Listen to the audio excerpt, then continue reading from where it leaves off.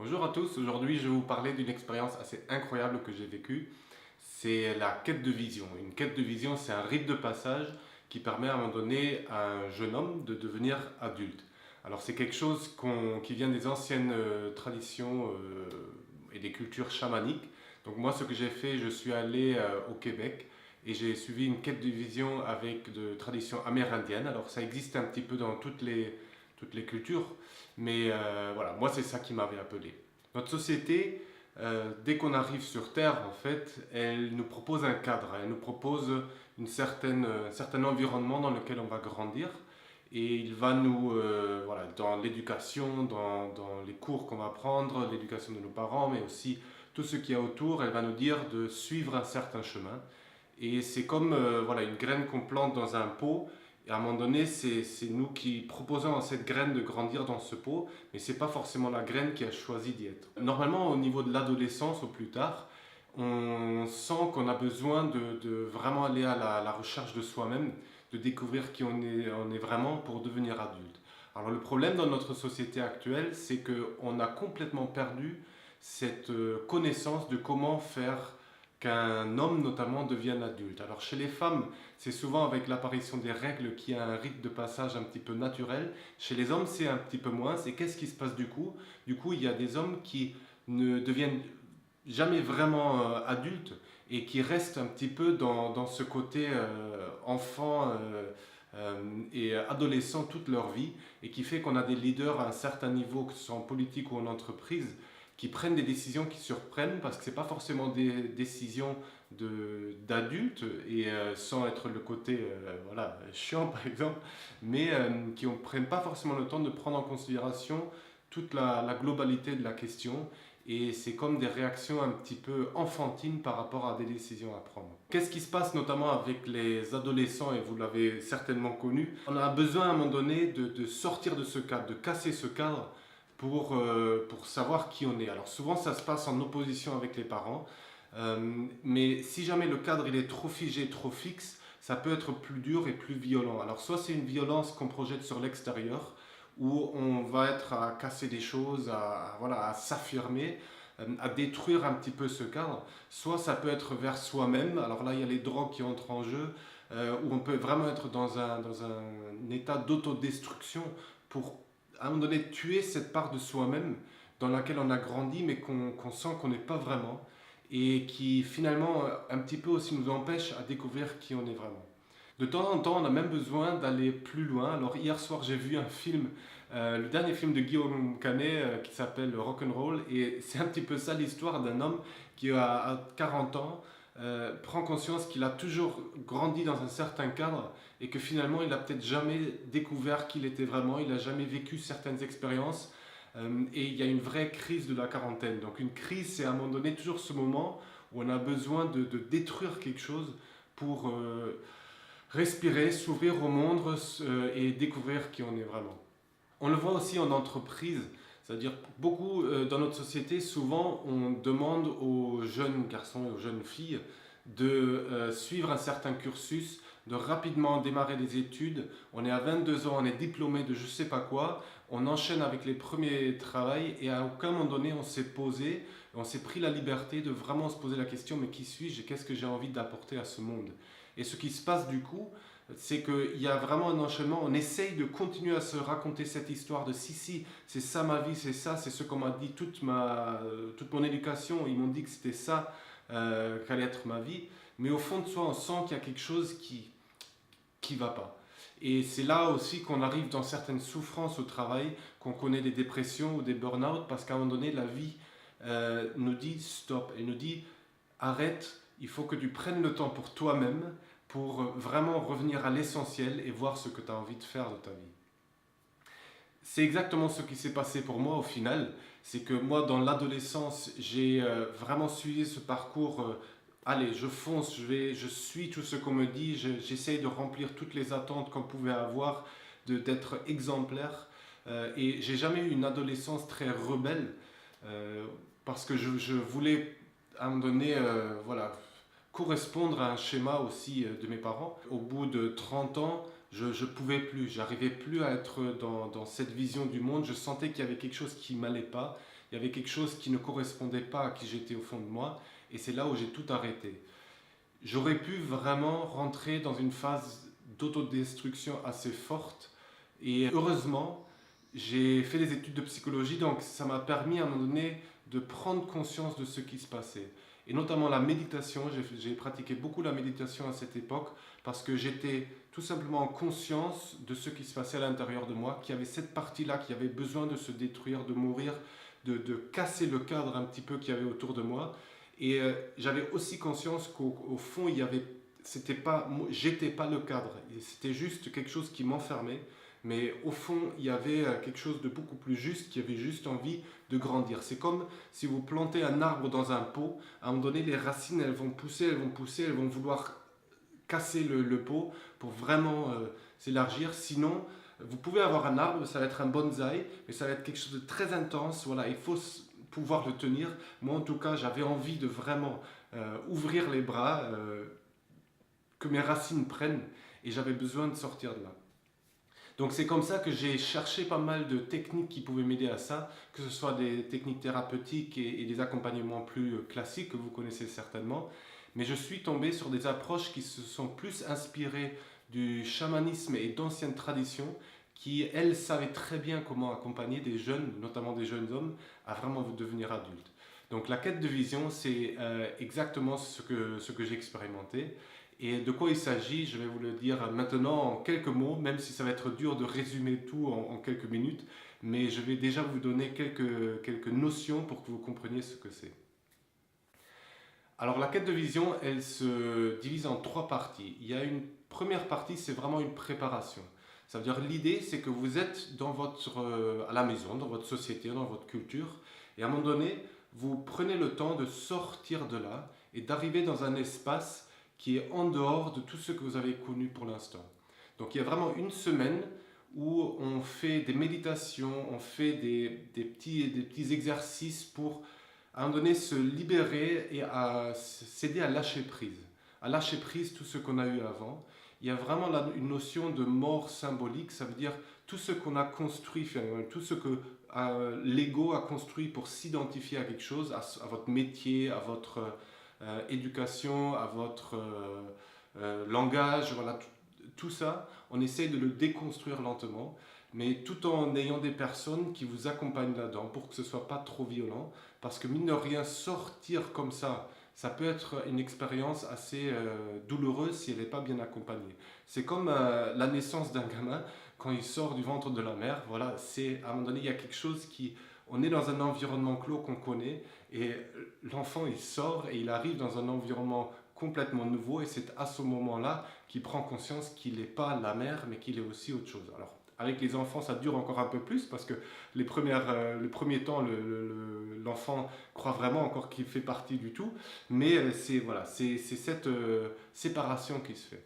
Donc pendant la première semaine, j'ai fait des méditations de différentes inspirations qui m'ont permis à un moment donné de lâcher certaines émotions, d'être aussi en confiance et de me sentir bien. Et tout ça, ça prépare la quête de vision. Donc pendant 4 jours, on va partir seul dans un endroit isolé dans la nature. Alors moi je l'ai fait au Québec, donc c'était sur une île abandonnée, il n'y avait personne dessus à part moi. Et pendant 4 jours, on va rester sur cette île en faisant le moins possible. Donc l'idée, c'est pas de s'occuper à faire plein de choses, mais à un moment donné de rester présent à soi-même. Et il y a quelques petits rituels qui accompagnent ça, notamment un rituel la nuit avant la dernière journée, où on brûle des petits morceaux de bois symboliquement pour brûler un petit peu tout ce qu'on a été avant, sa culture, c'est tout ce qu'on a, le cadre dans lequel on a été, on prend ces morceaux de cadre et on les brûle symboliquement. Voilà, pour le lendemain, la dernière journée de la quête de vision, finalement renaître, mais sans ce cadre qui était là avant. Donc pendant les 4 jours, on ne mange pas, et dans les anciennes traditions, on ne buvait pas. Alors là, vraiment, faites-vous confiance, et je le conseille à personne qui ne le sent pas. Moi, personnellement, j'ai pas mangé et je n'ai pas bu. Et c'est incroyable parce que quand on est dans un cadre où on accompagne, c'est possible. Mais encore une fois, là, je mets vraiment attention, ne le faites pas à la maison, ne le faites pas tout seul. C'est des expériences peuvent être difficiles, donc soyez bien accompagnés si jamais vous voulez le faire. Et ce qui est assez incroyable, c'est qu'au bout de 3 jours, on dit dans la dernière nuit, il y a vraiment cette vision, comme on dit, qui arrive. Alors vision, moi je me suis demandé c'est quoi une vision. Est-ce que c'est voilà, quelqu'un qui va me parler ou je sais pas. Finalement, moi ce qui s'est passé, c'est une expérience qui m'a profondément marqué. C'est que la dernière nuit, j'étais très fatigué parce que j'ai essayé de dormir le moins possible pour rester éveillé, pour être conscient de ce qui se passe. Je me sentais assez bien dans la forêt parce qu'il y avait un peu de forêt sur l'île et je me sentais assez protégé, j'étais bien. Mais cette dernière nuit-là, j'étais couché près de mon feu, le feu était déjà pratiquement éteint parce que j'avais un petit peu tout brûlé et d'un coup, je sentais comme mon corps mais entier commençait à trembler, comme si chaque cellule de mon corps commençait à trembler. Et c'était vraiment incroyable. D'abord, j'avais les yeux fermés, mais j'ai ouvert les yeux et je croyais que c'était un tremblement de terre. Vraiment, parce que c'était... Mais autour de moi, il y a tout qui était calme. Voilà, c'était une nuit très très calme. Mais intérieurement, il y avait vraiment quelque chose voilà. Et ce qui est incroyable, c'est que j'ai senti quelque chose. Alors, c'est pas une voix, mais c'est comme si je savais à quoi était lié ce tremblement. Et c'est la nature, si on veut, qui appelait à l'aide. Et c'était une expérience pas facile, mais à quel point c'était incroyable, à quel point ça m'a marqué et ça m'a montré ce qui était en train de se passer dans ce monde et ce que j'avais besoin de faire à partir de ce jour-là. Ça veut dire je ne pouvais plus passer mon temps à me distraire avec beaucoup de choses. Il fallait que d'une façon ou d'une autre, je prenne soin de cette terre qui nous abrite. Et sans savoir comment j'allais m'y prendre, mais d'avoir ressenti voilà, ce qui pour moi était un petit peu cette souffrance terrible qui est une terre qui souffre et qui appelle à l'aide et qui dit aide-moi. Ouais, j'ai pas de mots pour le décrire.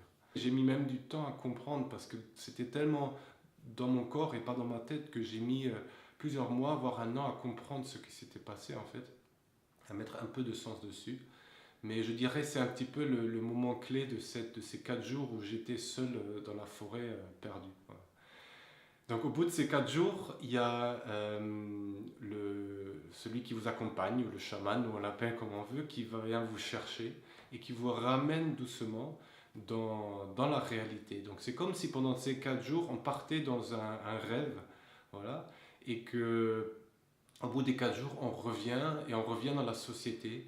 Et il y a à peu près 4-5 jours à nouveau pour lentement revenir en contact avec les autres. Parce que ce que j'ai pas dit, c'est que la quête de vision se fait souvent en groupe. Chacun part seul, mais la préparation et après la quête de vision, ça se fait en groupe. Et notamment, ce qui est important dans cette troisième phase, qui est après les 4 jours, c'est qu'on intègre un petit peu l'expérience qu'on a vécue. On va échanger, parler, dessiner, essayer un petit peu de mettre du sens dessus parce qu'il y a tellement de choses qui sont par moments voilà, qu'on n'arrive pas à expliquer, que notre mental et aussi notre ego, il a besoin un petit peu de comprendre et aussi de se dire, bon, qu'est-ce que j'en fais de tout ça?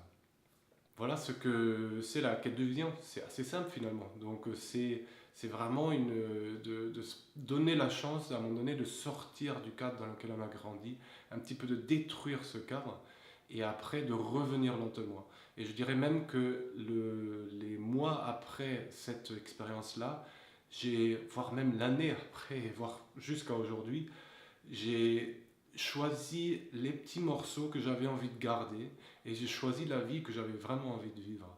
Et ce qui est étonnant, c'est que l'enfant que j'ai été, l'adolescent que j'ai été, il est toujours là, mais c'est plus lui qui à un moment donné tient les rênes. Donc il y a quelque chose de beaucoup plus posé, assuré, qui a pris le dessus. Donc on peut l'appeler adulte, et je ne dis pas que voilà, je suis 100% adulte maintenant, il y a aussi des moments où voilà, il y a autre chose qui revient. Mais c'est ce côté-là, cette confiance-là profonde qui aujourd'hui me permet face à des situations, face à des situations difficiles ou du stress, de me rappeler qu'il y a ça en moi et de ne pas prendre des décisions hâtives ou déraisonnées, par rapport à certaines choses. Et ce qui est aussi rassurant, c'est qu'on peut croire que devenir adulte, c'est chiant, et je vous dis, non, au contraire. Ça libère tellement, ça donne envie de faire le fou, de raconter des blagues, des bêtises, de s'éclater, mais on le fait en conscience et en conscience de ce qui est important dans ce monde. Pour moi, c'était tout simplement de voir que la nature, elle a besoin de nous, elle a besoin de chacun qui, à un moment donné, se permet de changer d'énergie, d'apporter une énergie beaucoup plus juste et positive dans ce monde. Et c'est ce que j'essaye au mieux de faire, que ce soit chez Ecosia, en plantant des arbres ou en faisant ces vidéos-là. Donc je ne sais pas où cette aventure va me mener, mais ça aussi, ça en fait partie. C'est à un moment donné, on accepte qu'on ne comprend pas tout, qu'on ne sait pas tout, qu'on se laisse surprendre par ce que la vie peut nous proposer, et que finalement, qu'on n'est qu'une toute petite cellule de tout ce qui nous entoure. Et que déjà, si on arrive à peu près voilà, jouer le rôle qu'on a à jouer, c'est déjà un énorme pas.